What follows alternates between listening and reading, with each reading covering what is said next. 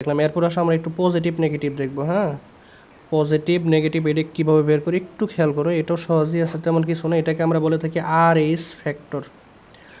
আর H factor. হ্যাঁ, সর্বপ্রথম তোমার এই যে রেসাস মেকুলুসা মানে একটা বানরের বডি থেকে এই ফ্যাক্টরটা আসলে মানে আবিষ্কার করা হয়েছে, যেটা পরবর্তীতে আসলে মানুষের বডিতেও পাওয়া গেছে।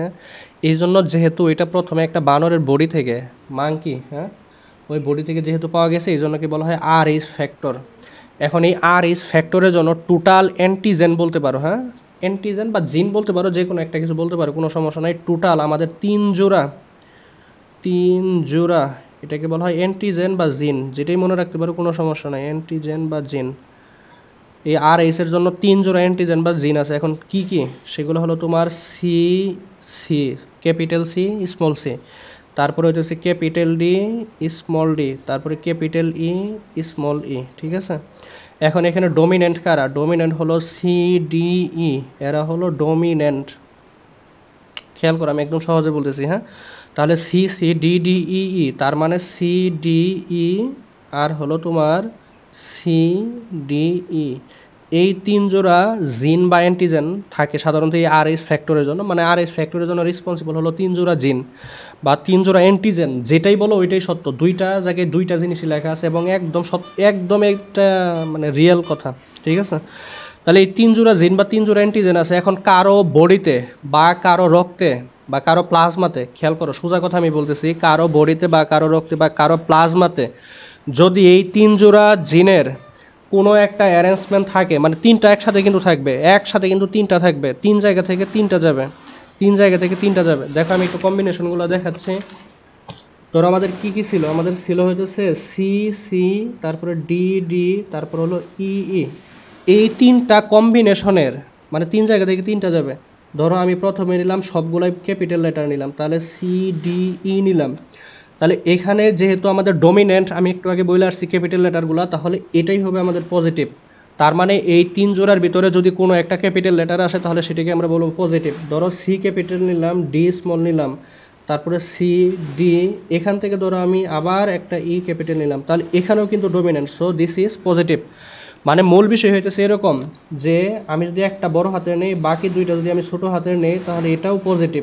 ওকে, কি পজিটিভ? আর এইচ পজিটিভ। আর এইচ পজিটিভ মানে সেই ব্লাড গ্রুপটা পজিটিভ। আবার যদি এরকম হয় সি ডি ই মানে 3টা স্মল লেটার, তাহলে সেটা হইতেছে নেগেটিভ। ওকে, তার মানে ডোমিনেন্ট লেটারের যদি কোনো একটা কিছু থাকে তাহলে সেটাকে আমরা বলবো হইতেছে, খেয়াল করো, কোনো একটা কিছু যদি থাকে তাহলে সেটাকে আমরা বলবো হলো পজিটিভ। আর যদি কোনো একটা না থেকে যদি শুধুমাত্র স্মল লেটারগুলো থাকে তাহলে সেটাকে আমরা বলবো নেগেটিভ।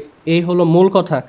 এখন এই আর এইচের ক্ষেত্রে একটু খেয়াল করো, এই আর এইচের ক্ষেত্রে মানে আর এইচ পজিটিভের ক্ষেত্রে আর আর এইচ নেগেটিভের ক্ষেত্রে একটু পার্থক্য আছে। আর এইচ নেগেটিভের ক্ষেত্রে কোনো অ্যান্টিজেন, নো অ্যান্টিজেন, ওইটা একটু জিন মনে রাখো তাহলে প্যাচ লাগবে না। নো অ্যান্টিজেন, নো অ্যান্টিবডি, এদের কোনো অ্যান্টিজেনও নাই, অ্যান্টিবডিও নাই, বুঝো কিন্তু। হ্যাঁ, তাহলে আর এইচের মধ্যে কোনো অ্যান্টিজেনও নাই, কোনো অ্যান্টিবডিও নাই, কিন্তু এই আর এইচ পজিটিভের ক্ষেত্রে শুধুমাত্র অ্যান্টিজেন আছে, অ্যান্টিজেন আছে বাট নো অ্যান্টিবডি। একটু পরে এটা মানে ইম্পর্টেন্সটা বুঝবা কেন আসলে আমি এই দুইটা কথা বললাম। কারণ হইতেছে তোমার যদি আর এইচ নেগেটিভ মাদারের সাথে আর এইচ পজিটিভ ফাদারের বিবাহ হয়, তাদের সন্তানাদি হয়, তাহলে কিন্তু একটা ডিজিজ তৈরি হবে। এই যে মূল কারণ হইতেছে এটাই। তাহলে আর এইচ পজিটিভের গায়ে বা আর এইচ পজিটিভের ক্ষেত্রে আমাদের কিন্তু শুধুমাত্র অ্যান্টিজেন থাকবে, কোনো ধরনের অ্যান্টিবডি থাকবে না। আর আর এইচ নেগেটিভের মানে কাছে কোনো ধরনের অ্যান্টিজেনও নাই, কোনো অ্যান্টিবডিও নাই, তার মানে এটা কিন্তু সেফ। এখন আসো তাহলে আমরা অ্যান্টিবডি যে বিষয়টা বলতেছিলাম, যে আমাদের এ ব্লাড গ্রুপ এর জন্য আমাদের অ্যান্টিবডি থাকে হলো মূলত হলো বি। ঠিক আছে, অথবা এটাকে তুমি ওই যে আমাদের গ্রিক ওয়ার্ড যেটা ওইটা দিয়েও বলতে পারো, বিটা বা বি বলতে পারো। ঠিক আছে, একই জিনিস, আমি আবার বলতেছি একই জিনিস। অ্যান্টিজেন কিন্তু নিজেই অ্যান্টিজেন। একটু আগে তো আমরা এটাই দেখে আসলাম যে যেখানে এ অ্যান্টিজেন থাকবে সেই ব্লাড গ্রুপকে আমরা বলবো এ ব্লাড গ্রুপ। তাহলে এর অ্যান্টিজেন এই, এটা তো আলাদাভাবে মুখস্থ রাখার কোনো দরকার নাই। তাহলে এ ব্লাড গ্রুপ মানে antigen A, B blood group মানে অ্যান্টিজেন বি, আবার ও ব্লাড গ্রুপ মানে এখানে কোনো ধরনের অ্যান্টিজেনই নাই। ও মানে কি জিরো, কারণ এ বি ও এগুলোর নামকরণই কিন্তু করছি আমরা অ্যান্টিজেনের উপর নির্ভর করে, অ্যান্টিবডি না কিন্তু। তারপর বি ব্লাড গ্রুপের জন্য খেয়াল করো, বি ব্লাড গ্রুপের জন্য আমাদের অ্যান্টিবডি যেটা, অ্যান্টিবডি যেটা সেটা হলো আমাদের আলফা। ওকে, এটা হলো আমাদের এ। এখন একটা জিনিস খেয়াল করো, দেখো তুমি যেটা বলছিলা সেই সময় যে কোশ্চেনটা করছিলা সেটা একটু খেয়াল করো। যদি এ ব্লাড গ্রুপে আমাদের এ অ্যান্টিবডি থাকতো তাহলে কি হইতো রায়ান বলো তো?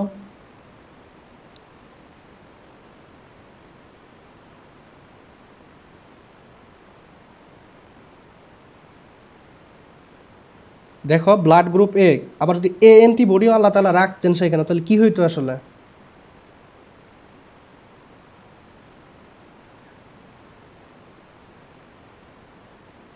হ্যাঁ, রিয়াকশন হইতো, তখন কিন্তু ব্লাড তোমার নষ্ট হয়ে যেত, ঠিক আছে? তার মানে যার ব্লাড গ্রুপ এ তার ভিতরে কিন্তু কি নাই, এ অ্যান্টিবডি নাই, বি অ্যান্টিবডি আছে অথবা বিটা আছে, ঠিক আছে? যে কোনো একটা মনে রাখতে পারো, কোনো সমস্যা নাই।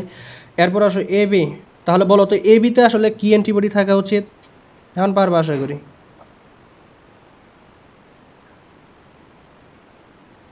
হ্যাঁ, কোনো অ্যান্টিবডি থাকবে না, নো অ্যান্টিবডি। যদি থাকে তাহলে কি ঘটবে? ধরো এ, শুধুমাত্র এ অ্যান্টিবডি আছে তাহলে কিন্তু এ যে পোর্শনটা তাকে কিন্তু নষ্ট করে ফেলবে, তার মানে পুরো ব্লাডটাই নষ্ট হয়ে যাবে। আবার যদি বিও থাকে তারপরেও বিকে নষ্ট করবে।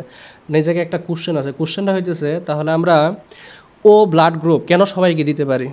কারণ ওর ভিতরে তো আমাদের অ্যান্টিবডি দুইটাই আছে, এও আছে বিও আছে, তাহলে ও ব্লাড গ্রুপকে আমরা কেন দিতে পারি সবাইকে? একটু পরে আসতেছি বিষয়টা, খেয়াল করো, প্রশ্নটা জায়গায় রাখলাম। তাহলে এ বি, যেহেতু এ বির ভিতরে কোনো ধরনের অ্যান্টিবডি নাই, তাহলে এই বেটা কিন্তু সবার ব্লাডই নিতে পারবে, কারণ এই বেটা তো কোনো অ্যান্টিজেনকে চিনতে পারবে না। বুঝো কিন্তু, হ্যাঁ, কেন আসলে নিতে পারতেছে? তাহলে এই হচ্ছে ইউনিভার্সাল রিসিভার। এই জন্য এটাকে আমরা বলতেছি ইউনিভার্সাল রিসিভার।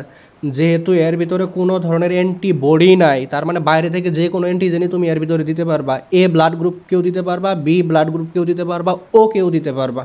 তার মানে আমরা এ বিকে সব ব্লাড গ্রুপই দিতে পারবো। কারণ কি? কারণ এর ভিতরে আমাদের অ্যান্টিবডি নেই, কোনো অ্যান্টিজেন অ্যান্টিবডি কমপ্লেক্স তৈরিও হবে না, ব্লাড অ্যাগ্লুটিনেশনও হবে না, ক্লটও হবে না, নষ্টও হবে না, ঠিক আছে? তা তাহলে এই হলো মূল বিষয়। তাহলে এ বি গেল। এখন আসো ও যদি বলি, তাহলে ও এর ভিতরে অ্যান্টিবডি দুইটাই থাকবে। অ্যান্টিজেন যেহেতু নাই তাহলে অ্যান্টিবডি থাকবে, তাহলে এখানে এ বি অ্যান্টিবডি দুইটাই থাকবে। এখন বলো তো রায়ান, যেহেতু এর ভিতরে অ্যান্টিবডি দুইটাই আছে তাহলে আমি কোন কোন ব্লাড গ্রুপ, মানে কাকে কাকে আমি ও দিতে পারবো বলো তো?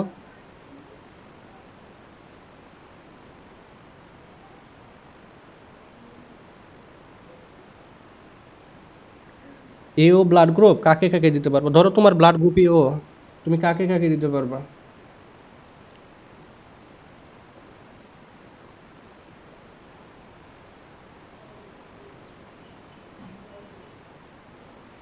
আচ্ছা, ও পজিটিভ। আচ্ছা, কেন সবাইকে দিতে পারবা বলো তো?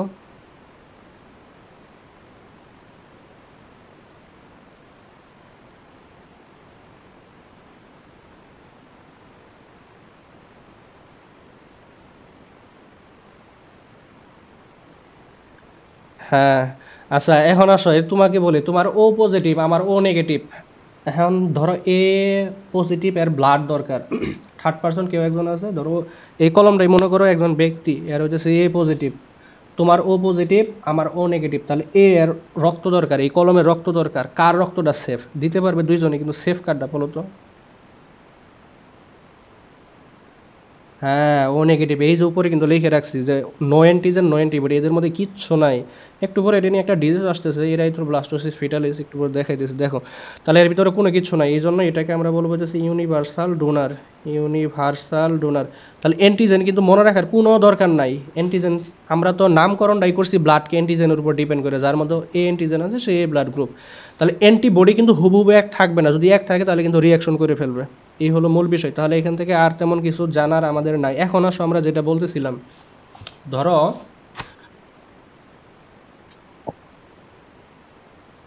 আচ্ছা, এটা হলো আর এইচ ফ্যাক্টর, ঠিক আছে? আমাদের বডিতে আর এইচ ফ্যাক্টর টোটালি 3 জোড়া আছে, C C D D E ই।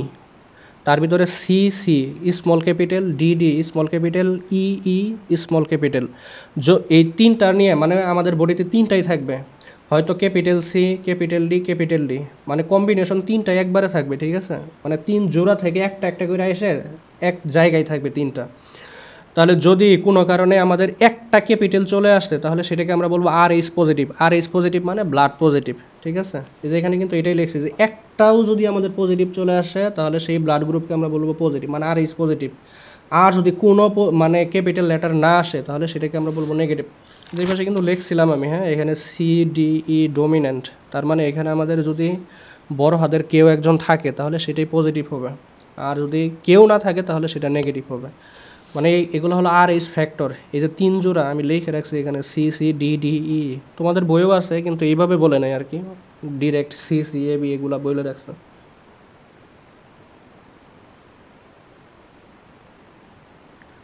হ্যাঁ হ্যাঁ হবে তো, অনেকগুলাই তো হবে। আমি তো জাস্ট 2টা লিখছি এখানে, অনেকগুলাই হবে, তুমি কম্বিনেশন করে দেখো, সমস্যা তো নাই।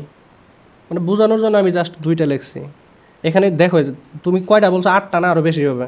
এই সি এর সাথে তুমি কয়টা নিতে পারবা, দেখো সি এর সাথে 2টা ডি যাবে, 2টা কি যাবে, ই যাবে, তার মানে সি এর সাথে শুধুমাত্র মানে ক্যাপিটাল সি এর সাথে শুধুমাত্র 4টা হইতেছে, স্মল সি এর সাথে 4টা হবে, তাহলে কিন্তু অনেকগুলা হয়ে যাবে, ঠিক আছে? তাহলে অনেকগুলোই কিন্তু হয়ে যাবে। তাহলে শুধু সি এর সাথে যদি এগুলো যায় তাহলে ডি ই এর সাথে তো আরও যাবে। ধরো নর্মালি 8টাই বিবেচনা করলাম, তাহলে এখানে আমি লিখছি মাত্র 2টা। যদি কোনো কারণে একটা ক্যাপিটাল আসে তাহলে সেটাই পজিটিভ। এটাই হলো এখানে মূল বিষয়, ঠিক আছে? তাহলে এই ছিল আমাদের RH ফ্যাক্টর ব্লাড গ্রুপিং। এখন